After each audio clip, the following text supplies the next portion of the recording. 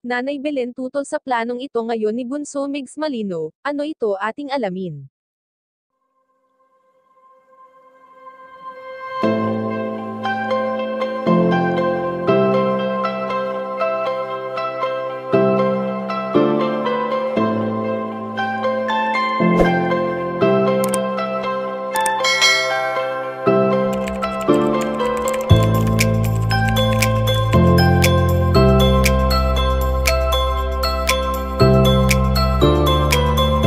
Alam naman natin kung gaano ka-close sa isa't isa ang magkakapatid na Malino na sina Ate Beth Migs at ang bunso nilang kapatid na si Nene.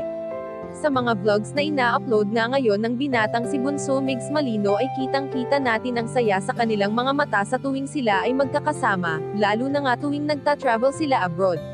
Sa ganitong sitwasyon nga ay labis ang saya sa puso ni Nanay Belen, na walang ibang hangad kundi ang pagkakasundo-sundo ng kanyang mga anak, na ni minsan ay hindi natin sila nakitaan ng hindi maganda, bagkos ay nagtutulungan sila upang sa ganon ay maipakita nila ang kanilang pagmamahal para sa isa't isa. Hindi naman lingid sa ating kaalaman na sobrang close ng binata sa kanyang inay Belen, na dumarating pa ang araw na sa tuwing may problema ang binata ay palagi niyang nilalapitan ang kanyang inay na makakaintindi sa kanya sa lahat ng bagay.